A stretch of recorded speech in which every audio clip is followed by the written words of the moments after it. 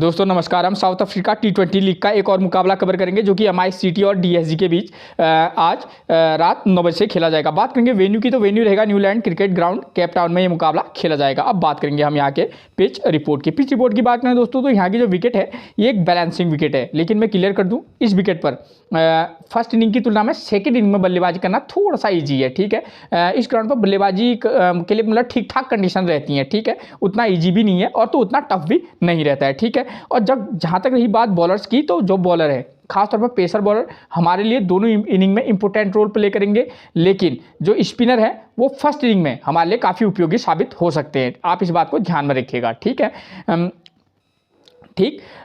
एक टिप्स जो मैं आपको हमेशा देता हूं, अगर आपको समय पर पिच रिपोर्ट नहीं मिल पाती है तो कप्तान टॉस जीतने के बाद क्या कर रहा है, पहले बैटिंग कर रहा है या बॉलिंग कर रहा है, आप उसके डिसीजन को अपना आधार बनाकर भी टीम में प्लेयर का सिलेक्शन कर सकते हैं। ठीक है, उसके बाद टीम क्या करेगी ये तो फिर दोस्तों वक्त ही बताता है। ठीक, अब बात करेंगे हम वेन्यू रिकॉर्ड की। वेन्यू रिकॉर्ड की बात करें, इस ग्राउंड पर साउथ अफ्रीका T20 के टोटल 46 T20 मैच खेले गए हैं, जहां बैटिंग फर्स्ट करने वाली टीम 24 बार, तो वहीं बैटिंग सेकंड करने वाली टीम 21 बार यहां अपना मुकाबला जीती है। अगर इस रिकॉर्ड को देखें तो 21 और 24 में वैसे भी आपको ज़्यादा अंतर है नहीं, तो जो टीम अच्छा खेलेगी वो मुकाबला जीत सकती है, चाहे वो बैटिंग फर्स्ट करे या बैटिंग सेकंड। ठीक है, और एवरेज स्कोर की बात करें वो रहा है 149। ठीक है, एवरेज स्कोर 149 है। आप समझ सकते हैं कि हाँ, यहाँ पर बल्लेबाजी करना उतना ईजी नहीं रहता है, लेकिन कुछ कुछ मैचेस यहाँ आपको हाई स्कोरिंग भी देखने को मिलते हैं, बहुत कम। ठीक है ना, यहाँ लास्ट के 5 मैचों में जो है मैच 2 मैच जो है हाई स्कोरिंग हुए, तो 3-4 मैचेस जो हुए वो क्या हुए हैं, लो स्कोरिंग हुए हैं। तो आप थोड़ा सा ध्यान में रखिएगा इन बातों को भी। ठीक है,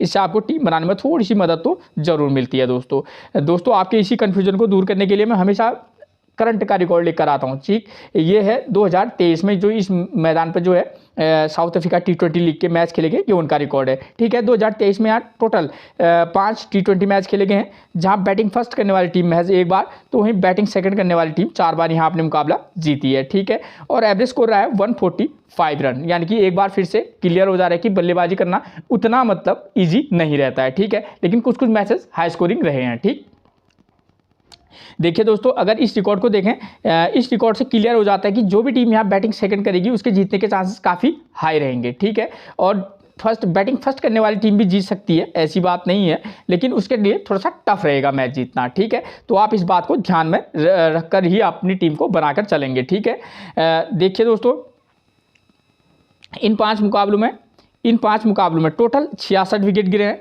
जहाँ फर्स्ट इनिंग में 38 विकेट, तो वहीं सेकेंड इनिंग में 28 विकेट गिरे हैं। ठीक है ना, फर्स्ट इनिंग में 38 और सेकेंड इनिंग में 28 विकेट गिरे हैं। तो बॉलर हमारे लिए फर्स्ट इनिंग हो या सेकेंड इनिंग हो इंपॉर्टेंट रोल प्ले करेंगे, लेकिन जो फर्स्ट इनिंग में है, देखिए फर्स्ट इनिंग में थोड़ा सा ज़्यादा इंपॉर्टेंट रोल प्ले करेंगे। ठीक, कैसे, देखिए यहाँ पेसर कितने विकेट ले रहे हैं फर्स्ट इनिंग में, 24 विकेट, और फर्स्ट इनिंग में स्पिनर कितने विकेट ले रहे हैं, 13 विकेट। ठीक है, और वहीं बात करें सेकेंड इनिंग में पेसर ले रहे हैं 21 विकेट, और सेकेंड इनिंग में स्पिनर कितने विकेट ले रहे हैं, 5 विकेट।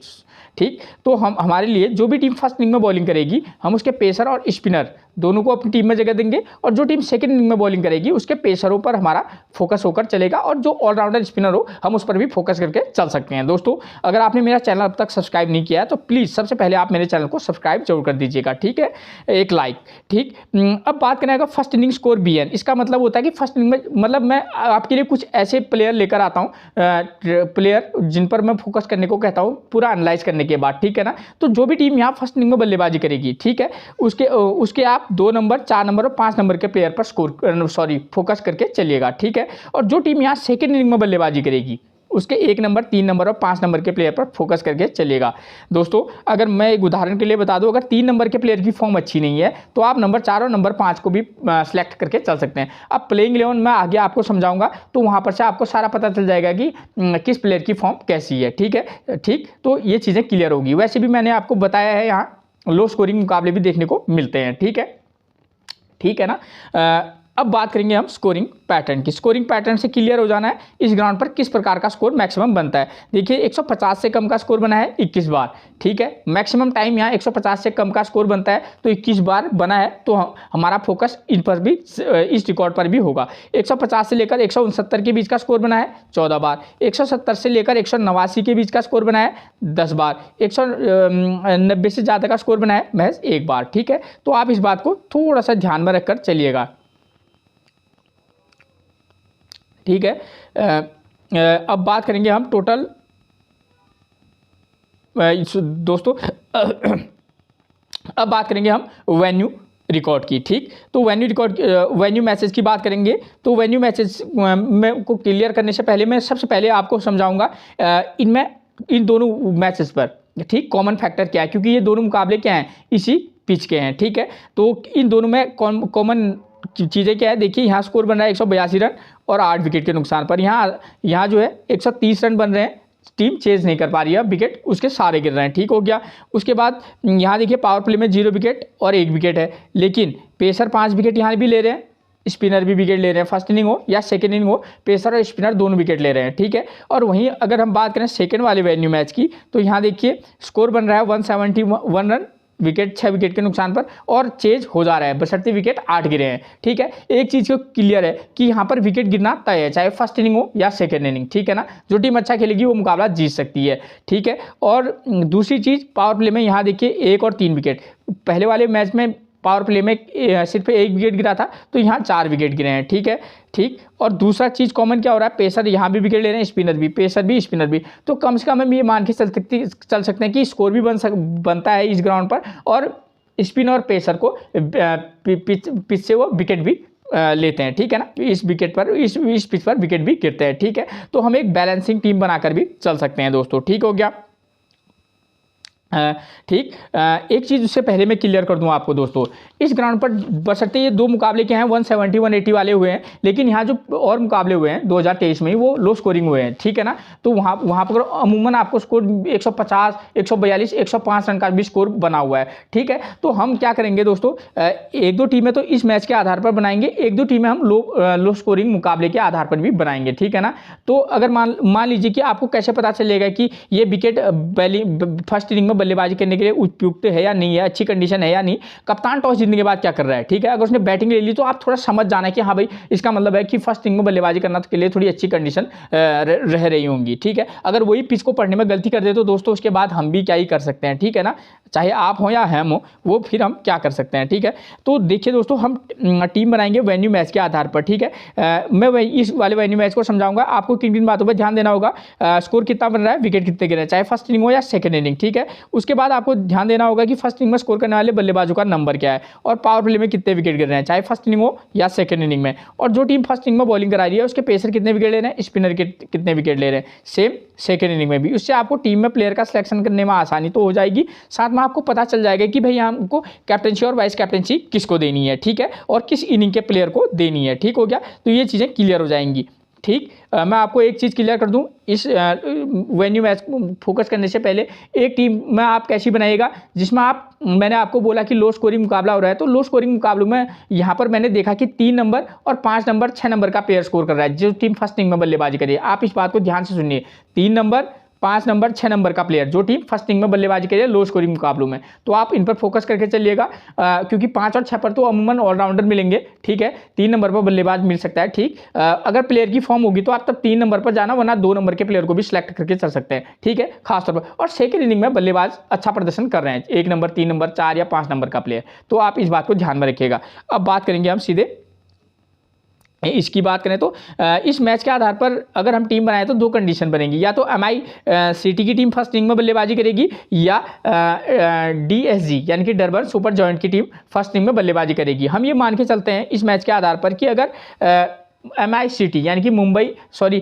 एमआई केप टाउन की टीम अगर क्या करेगी, फर्स्ट इनिंग में बैटिंग करेगी, तो हम इस मैच के आधार पर उन टीम में प्लेयर का सिलेक्शन करेंगे। तो देखिए यहाँ फर्स्ट इनिंग में 2 नंबर का प्लेयर स्कोर कर रहा है आर रिकल्टन 46, और नंबर 3 पर आर जी रॉल्फसन ने 56 रन का स्कोर किया, और पावर प्ले में महज 1 विकेट गिरा है। ठीक है, और हमको ध्यान देना है पावर प्ले में अगर 1 विकेट गिर रहा है तो हमको ध्यान देना होगा कि उनके ओपनर बल्लेबाज कौन है, एमआई सिटी के, वहाँ की तरफ से आते हैं रेयान रिकल्टन और आर वंडर डसन। देखिए दोस्तों इन दोनों की प्लेयर की फॉर्म अच्छी है, इनके दोनों ओपनर एमआई सिटी के, बशर्ते इनका पिछला वाले मुकाबले में ये दोनों बल्लेबाज सस्ते में नहीं पड़ गए थे, लेकिन हाँ ये बात क्लियर है कि इनके दोनों के 2 प्लेयर क्या हैं, अच्छी फॉर्म में। ठीक है, आप एक टीम में ऐसा कीजिएगा, इन दोनों प्लेयरों को मौका दे के देख सकते हैं, खासतौर पर ठीक है। एक टीम में आप इन दोनों जो प्लेयर हैं उनको मौका देखकर देखना, और एक टीम में आप क्या कर सकते हैं, आप रेयान रिकेल्टन को पिक करके चलेंगे। क्यों मैं ऐसा बोल रहा हूँ, क्योंकि वो विकेट कीपर बल्लेबाज है,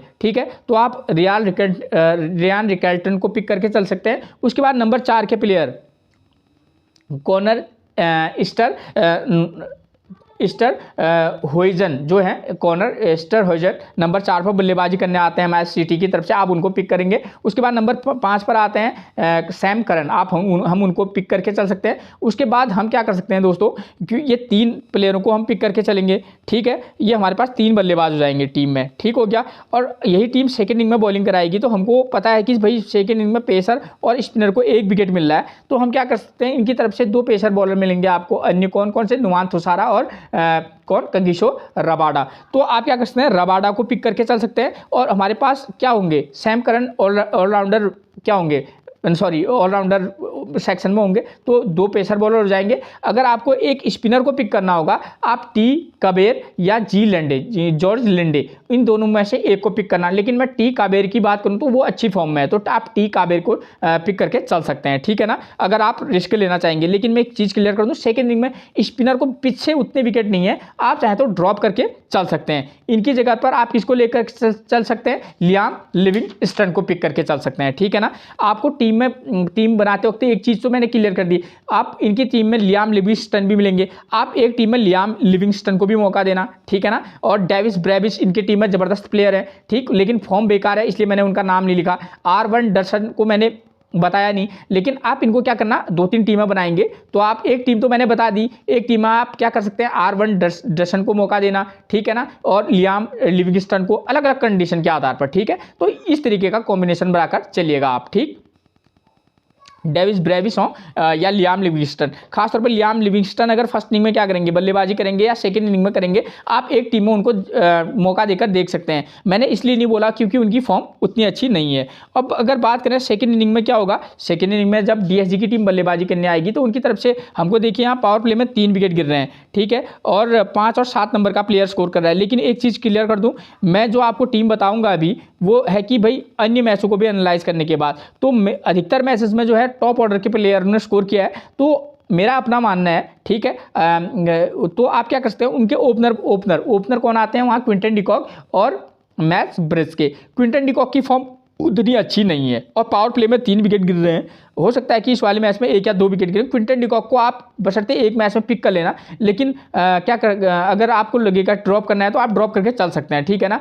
तो ब्रिड्जे को हम मौका देंगे। उसके बाद नंबर 3 पर जे स्मिथ्स को मौका देंगे। क्योंकि जे स्मिथ्स जो है वो स्पिन बॉलिंग भी कराते हैं। हमको जे स्मिथ्स को रखने का फ़ायदा है, एक तो नंबर 3 पर बल्लेबाजी करते हैं और फर्स्ट इनिंग में यहाँ स्पिनर को पीछे मदद है, तो हमारे लिए बेहतरीन प्लेयर साबित हो सकते हैं, ठीक है ना।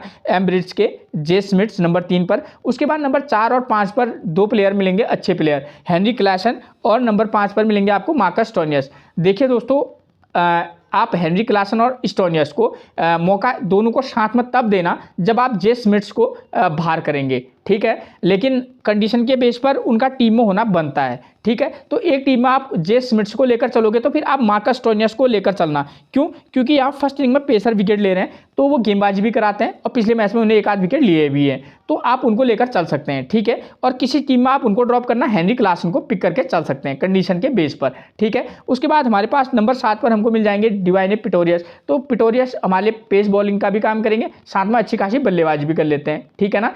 तो हेनरी क्लासन या स्टोनियस में से एक, उसके बाद सीधे पिटोरियस, उसके बाद हम केशव महाराज को पिक करेंगे, क्योंकि यहाँ स्पिनर को फर्स्ट इनिंग में क्या मिल रही है, पीछे मदद मिली है, तो वो उनको पिक करेंगे। उसके बाद हम टॉप ले को लेकर चलेंगे, ठीक हो गया, ठीक। और किसी मैच में हम क्या करेंगे कि हम नवीदुल हक और नूर अहमद और क्विंटन डिकॉक को या वियान मडलर को भी हम मौका देकर देखेंगे, अगर आप ज़्यादा टीमें बना रहे हो तो, ठीक है ना। तो कंडीशन के बेस पर ही देंगे हम उनको मौका, ठीक है। किस कंडीशन में है, कैसे हैं, हम प्लेयर को पिक कर और ड्रॉप प्रणाली का प्रयोग हमेशा करेंगे, ठीक है। अब ये चीज़ आपकी क्लियर होगी, ठीक। एक कंडीशन। दूसरी कंडीशन आती है, अगर डीएसजी की टीम फर्स्ट इनिंग में बल्लेबाजी करेगी, तब हम क्या कर सकते हैं, हमको मालूम है भाई यहाँ पावर प्ले में 1 विकेट गिर रहा है, लेकिन फर्स्ट इनिंग में पेसर जो विकेट हैं कुछ ज़्यादा गिरते हैं, तो हम क्या कर सकते हैं उनकी तरफ से मैथ्यू ब्रिड्जे को मौका देंगे, हेनरी क्लासन को मौका दे सकते हैं और मडलर को मौका देंगे, डिवाइने पिटोरियस टोपले को मौका देकर चल सकते हैं। कौन कौन बोले मैंने? ब्रिड्ज के, क्लासन, मडलर, पिटोरियस और टोपले। और किसी मैच में हम जे स्मिथ्स और स्टोनियस में से एक को मौका देंगे कंडीशन के बेस पर, ठीक है ना। तो आप इस बात को ध्यान में रखिएगा, ठीक है। और जब वो सेकंड इनिंग में बल्लेबाजी करने कौन आएगी? MICT की टीम बल्लेबाजी करने आएगी, तो हम उनकी तरफ से आर रिकेल्टन, आर वंडरडसन दोनों को मौका देकर देख सकते हैं। उसके बाद नंबर 4 पर कॉर्नर स्कैटर होइजन, उनको मौका देंगे। फिर सैम करन को मौका देंगे, ठीक है। सैम करन को मौका देने से फ़ायदा है क्योंकि वो फर्स्ट इनिंग में गेंदबाजी कराएंगे, तो सैम करन को मौका देंगे। और स्पिनर को मैं बोल रहा हूँ आपको, जॉर्ज लिंडे और थॉमस कैबर में से एक को मौका देंगे। तो आप थॉमस कैबर के साथ भी जा सकते हैं, किसी में आप इसके लिंडे के साथ भी जा सकते हैं, ठीक है। और रबाडा और नुआन थुसारा, हो सके तो आप इन दोनों में से एक को पिक करके चल सकते हैं, ठीक है ना। देखिए दोस्तों, अलग अलग कंडीशन है। हम किसी मैच में हम सैम करन को भी ड्रॉप करेंगे तो हम नुआन थुसारा को तब मौका देंगे, जब हम सैम करन को मौका देंगे तो नुआन थुसारा को तब मौका देंगे, ठीक है। इन दोनों को आप एक्सचेंज करके चलते रहना, ठीक है। ये चीज़ें आपकी क्लियर होगी MICT की तरफ से, ठीक है। और पोलार्ड नंबर 7 पर बल्लेबाजी करने आते हैं, उनको रखने का कोई फायदा मुझे नजर नहीं आ रहा है क्योंकि वो गेंदबाजी तो कराएंगे नहीं, ठीक है, करा नहीं रहे हैं, ठीक है। तो इस बात का थोड़ा सा आप ध्यान में रखकर चलिएगा, ठीक।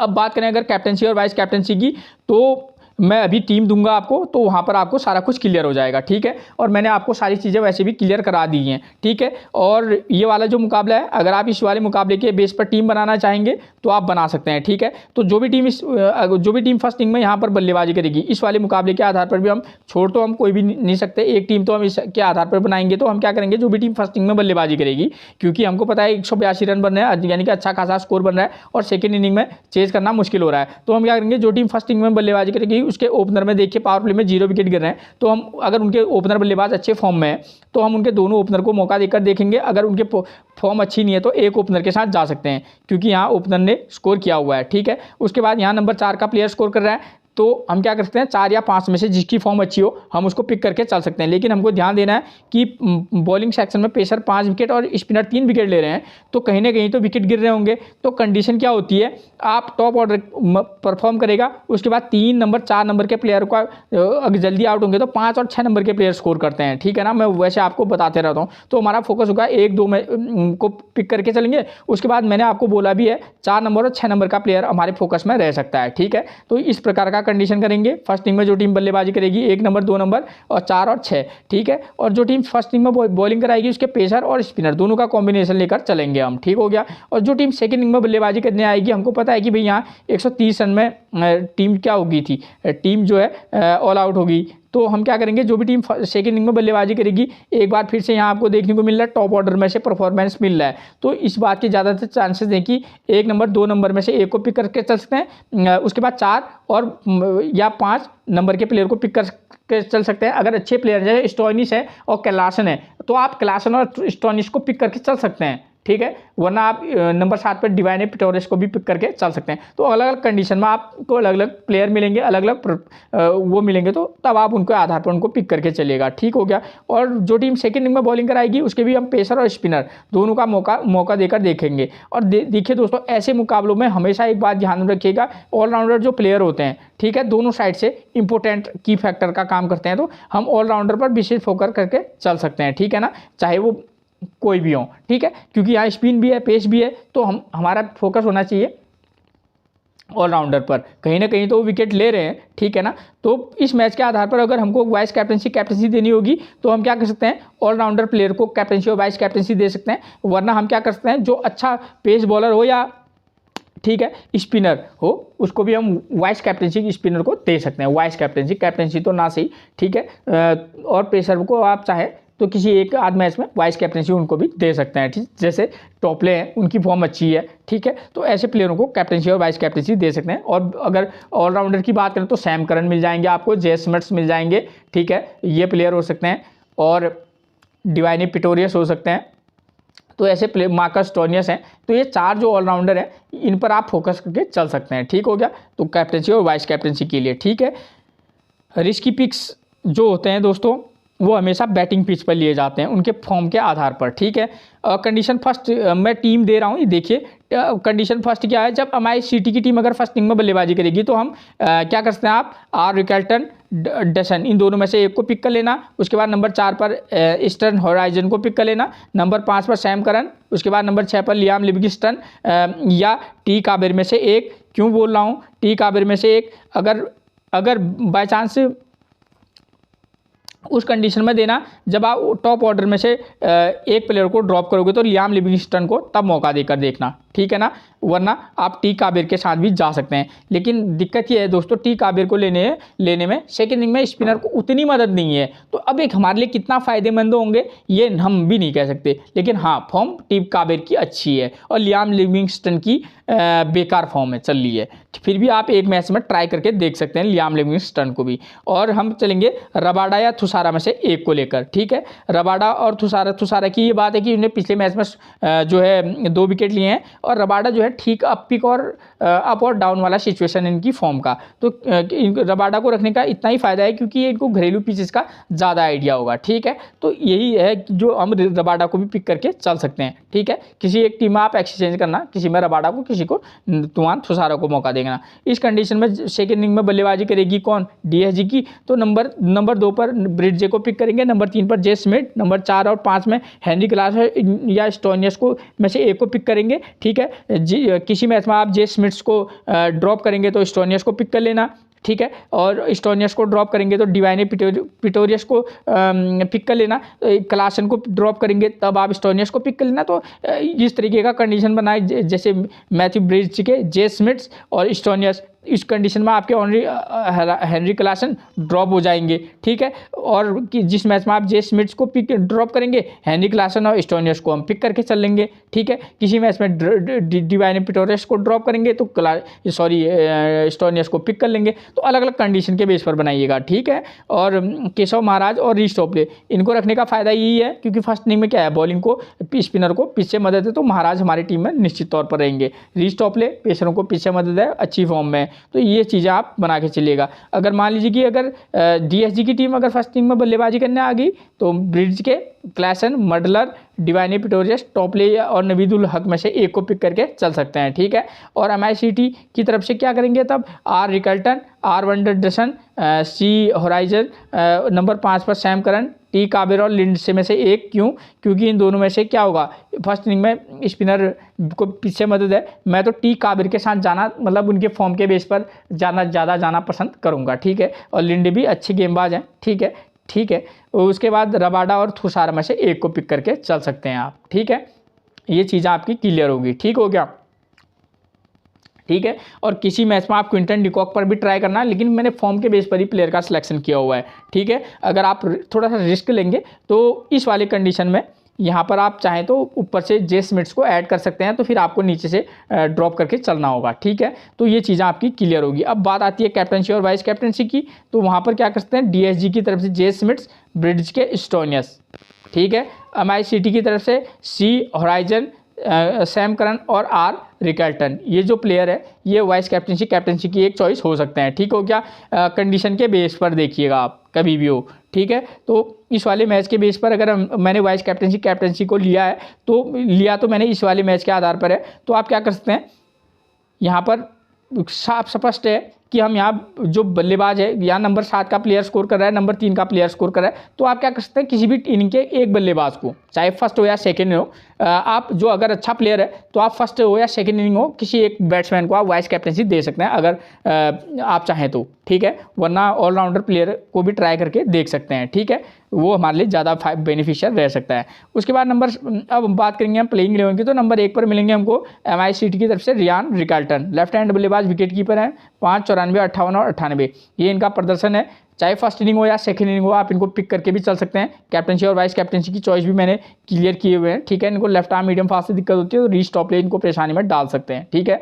फर्स्ट इनिंग में थोड़ा सा दिक्कत है बल्लेबाजी करना, थोड़ा सा बहुत, तो वहाँ पर इनको दिक्कत हो सकती है। पिक और ड्रॉप दोनों करना कंडीशन के बेस पर। आर वंडरसन, इनका भी अच्छा प्रदर्शन है, 0, 41, 41 और 104, ठीक है। किसी एक मैच में इन दोनों को मैंने वैसे भी आपको सब कुछ समझा रखा है। इनको left arm Orthodox, right arm medium fast से दिक्कत है। केशव महाराज, जे स्मिथ्स, नूर अहमद लेफ्ट आर्म ऑर्थोडॉक्स और लेफ्ट आर्म चाइनामैन मिलेंगे, राइट आर्म मीडियम फास्ट मिलेंगे नवीदुल हक, डिवानी पिटोस और मार्कस टोनियस।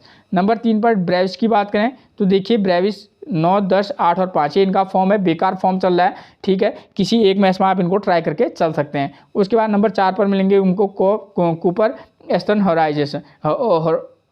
हुइजन, ठीक है, प्रदर्शन देखिए 32, 17, 11 ये इनका फॉर्म रहा है, किसी मैच में पिक और किसी मैच में ड्रॉप करना इस प्लेयर पर, क्योंकि यहाँ नंबर 4 और 5 नंबर का प्लेयर स्कोर कर रहा है और ईस्टर हुइजन जो है अच्छी मतलब बल्लेबाजी कर लेते हैं, तो आप इनको पिक करके चल सकते हैं, ठीक हो गया। नंबर 5 पर मिलेंगे हमको कौन, सैम करन, प्रदर्शन 18 run 1 wicket 0 wicket 1 wicket, 37 run 0 wicket 3 run 1 wicket, ये इनका प्रदर्शन रहा है।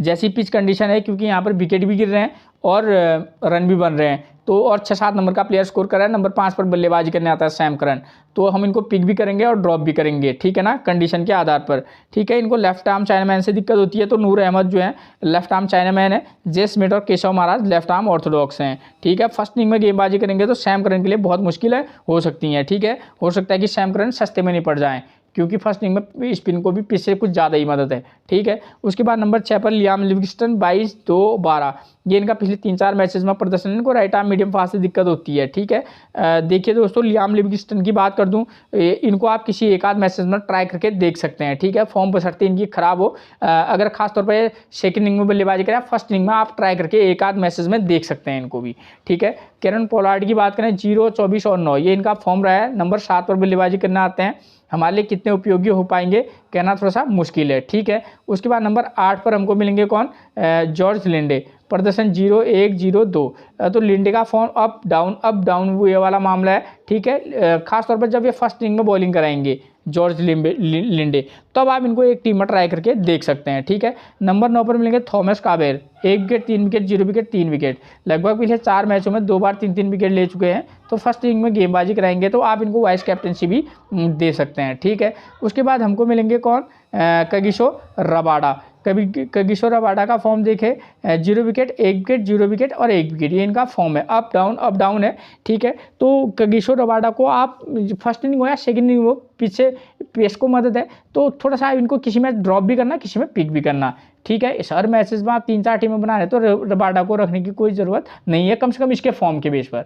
11 पर मिलेंगे Nuwan थुसारा, 2 wicket 0 wicket 0 wicket 2 wicket, ठीक है, ये इनका प्रदर्शन रहा है, तो किसी मैच में कगिसो रबाडा और नुआन थुसारा में से एक को रखकर चलिएगा, ठीक है। उसके बाद बात करेंगे डीएसजी के प्लेइंग 11 की, तो नंबर 1 पर मिलेंगे क्विंटन डिकॉक, 7, 25, 2 और 23 ऑफ स्पिन और राइट आर्म मीडियम फास्ट दिक्कत है, तो हो सकता है अगर ये इनकी टीम फर्स्ट इनिंग में बल्लेबाजी करे तो ऑफ स्पिन इनको एक बार फिर से परेशान कर सकता है, लेकिन इनकी टीम में ऑफ स्पिनर है नहीं। राइट आर्म मीडियम फास्ट मिलेंगे रबाडा और थुसारा, ठीक है। डिकॉक की फॉर्म उतनी खास है नहीं, ठीक, 20, 22, 25 रन का स्कोर कर रहे हैं काफ़ी लंबे समय से, बीबीएल में भी आपको मालूम ही है इनका स्कोर लो ही रहा था, ठीक है, तो आप इनको पिक और ड्रॉप पक्का करके चलिएगा, ठीक है। नंबर 2 पर मिलेंगे मैथ्यू ब्रिड्ज के, प्रदर्शन की बात करें 35, 33, 13 और 43, ब्रिड्ज को आपको पिक करके चल सकते हैं, ठीक, चाहे फर्स्ट इनिंग हो या सेकेंड इनिंग हो, ठीक है। आपको लगा कि फर्स्ट इनिंग में कहीं पर या सेकेंड इनिंग में ड्रॉप करना चाहिए तो आप ड्रॉप करके भी चल सकते हैं। उसके बाद नंबर 3 पर मिलेंगे जे स्मिथ्स, ये प्लेयर कैप्टनसी का एक अच्छा चॉइस हो सकता है, कब जब ये फर्स्ट इनिंग में बॉलिंग कराएगा और सेकंड इनिंग में बल्लेबाजी करेगा, ठीक है। तो लेफ्ट आर्म ऑर्थोडॉक्स और राइट हैंड बल्लेबाजी करते हैं, प्रदर्शन 9 run 0 wicket 27 run 6 run 1 wicket 75 run 2 wicket, ये इनका अब तक का प्रदर्शन रहा है। इनको ऑफ स्पिन और राइट आर्म मीडियम फास्ट से दिक्कत होती है, तो थुसारा और रबाडा इनको थोड़ा सा दिक्कत देंगे। नंबर 4 पर क्लासन की बात करें तो 31 रन 1 रन 64 रन 13 रन, पिछले 4 में से 2 ही मुकाबले में इन्हें 30 रन से मतलब ठीक ठाक इनिंग खेली है, ठीक है। तो क्लासन का भी क्या रहता है, अप और डाउन रहता है, लेकिन हाँ प्लेयर ज़बरदस्त हैं, ठीक है। तो आप इनको कंडीशन के बेस पर, मैंने आपको बोला ना कि आपको 4 नंबर का प्लेयर 5 नंबर का प्लेयर स्कोर कर रहा है, और अगर प्लेयर की फॉर्म अच्छी है तो हमारा टारगेट में हेनरी क्लासन भी होंगे, ठीक है, पिक और ड्रॉप करके चलेंगे इनको भी। नंबर 5 पर मिलेंगे मार्कस टोनियस, ठीक है, खासतौर पर फर्स्ट इनिंग में अगर एक गेंदबाजी कराएंगे तो हम इनको जो है इनकी टीम गेंदबाजी करेगी तो हम इनको पिक करके चल सकते हैं। पिछले मैच में 1 run 2 wicket 13 run 1 wicket 48 run 0 wicket 2 run 0 wicket, ये इनका पिछले 4 मैचेस में प्रदर्शन रहा है। इनको ऑफ स्पिन और लेफ्ट आर्म ऑर्थोडॉक्स से दिक्कत है, तो लिंडे और टी कावेरी, इनको परेशानी में डाल सकते हैं। ठीक हो गया। मार्कस स्टोइनिस को आप पिक और ड्रॉप दोनों करना। वियान मडलर की बात करूं तो प्रदर्शन 52-12, 5 रन, 0 विकेट, 1 विकेट, ये इनका फॉर्म है। रन आउट हो गए थे लास्ट मैच में। Left arm medium, left arm Orthodox से दिक्कत है। ठीक है, तो इस प्लेयर का फॉर्म भी अप और डाउन चलता है। ठीक है, उसके बाद नंबर 7 पर मिलेंगे डिवाइन पिटोरियस।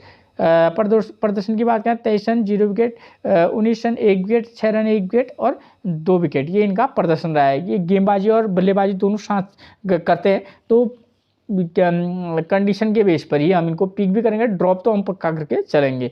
उसके बाद नंबर 8 पर मिलेंगे हमको केशव महाराज। प्रदर्शन 1 wicket, 1 wicket, 2 wicket, 1 wicket. Keshav Maharaj अगर फर्स्ट इनिंग में गेंदबाजी कराएं तो हम इनको ट्राई करके देख सकते हैं, और रिस्की के तौर पर वाइस कैप्टनशिप देना चाहते हैं तो दे सकते हैं। ठीक है, उसके बाद नंबर 9 पर मिलेंगे रीस टॉपले। प्रदर्शन 1 विकेट, 3 विकेट, 3 विकेट, 1 विकेट, और पीछे पेसर को पीछे ज़्यादा ही मदद है, तो आप किसी मैच में थोड़ा सा रिस्क लेंगे तो रीस टॉपले को भी वाइस कैप्टनसी दे सकते हैं कंडीशन के बेस पर।